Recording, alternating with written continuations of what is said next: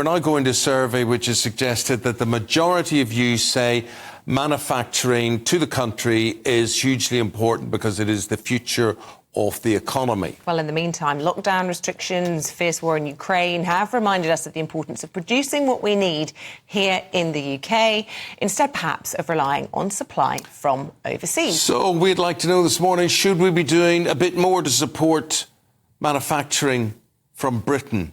By British and only British, OK? Let's speak to a couple of guests on this one now. Conservative Councillor Mathew Goodwin-Freeman, who believes we should only buy British. And Alex Petropoulous, who's a political commentator from Young Voices UK, who believes we shouldn't. Good morning to you both. Let's start with the argument against, though, because I think most of our audience will probably be waking up to this morning thinking, absolutely support British where we can. And that's you, Alex. You know, we really should. When you say it out loud, buy British.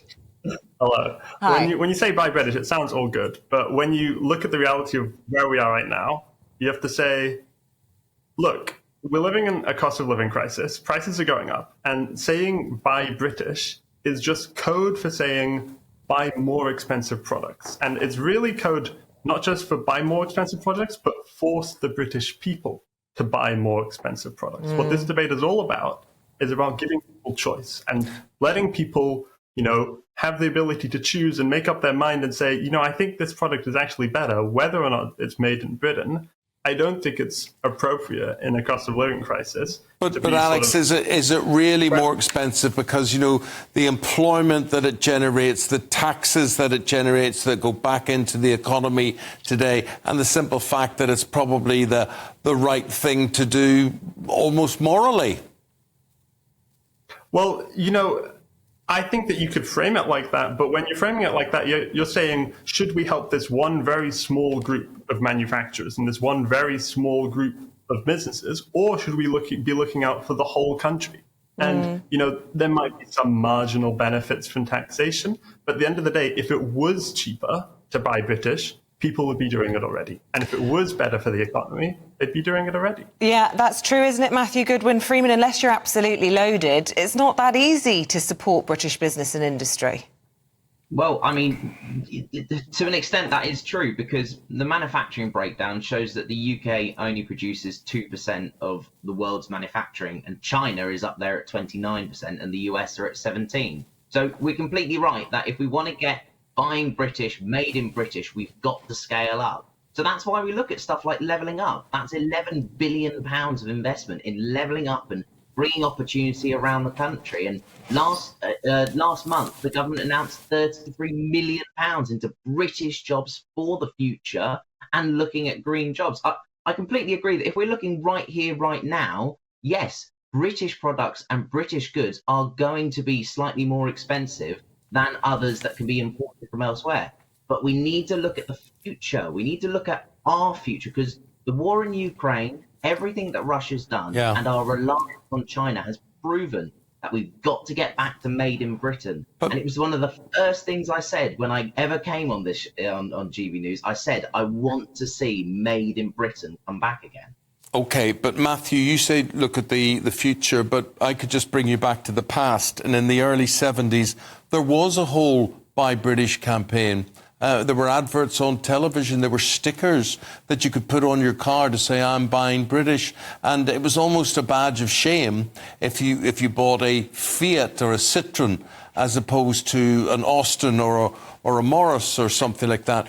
What I'm trying to say is, they've tried it before, it didn't go anywhere. Why did it not go anywhere? Probably because, as Alex was saying, it's probably too expensive. Well, this is the thing. If we want, you know, British products to be cheaper than the market, we need to stop outsourcing ourselves to everywhere else in the world. We need to start building new factories here in the UK, putting focus here on the UK, encouraging people in the UK to take British jobs, fill those vacancies. We've talked before about the 1.5 million job vacancies, but the 1 million people on benefits. We could fill that overnight and get British people in British jobs. You know, it's going to take time to get Britain up from 2% to 29%. But we can do that. We absolutely can do that, because if we don't try, we'll never know. And that's the thing. We can't doubt this country. We've got to look forward with aspiration.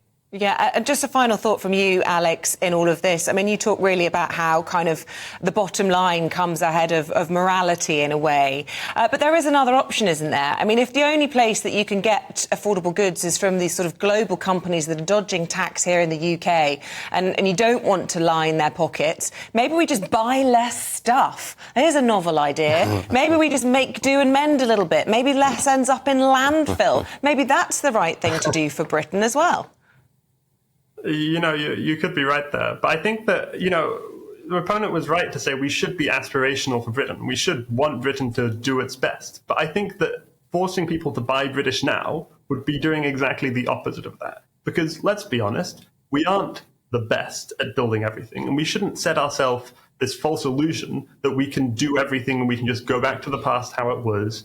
It's not the past anymore. We can't go back to being this incredible manufacturing nation. We can do it for some really key areas, and we can invest in those areas. Gentlemen. And so when you say buy British now, you're saying really that British people should settle for less, and that the British people should settle for a current system that is currently just a bit inadequate to be buying British. OK, guys, got to leave it there. Buy British, forward against this. Let us know, gbviews@gbnews.com. Mathew and Alex, really appreciate what you had to say. Mark has said, what if online sites like Amazon and eBay were to use a small image of the flag where the country where the item was produced? I would certainly be looking for the Union Jack in preference to any other. Do you know, in Venice, I was there this time last year, everywhere you went to buy some of the traditional kind of holiday tat, it would have a little sign with the provenance, and a lot of it was from China. And it made me stop. I'd be, I'm going to buy a little gift, a little mask. It wasn't authentic. For the children, you know, because it's obviously famous for masks in Venice. And I was like, no, I'm not buying it. I'm not buying Chinese tat. Thank you very much.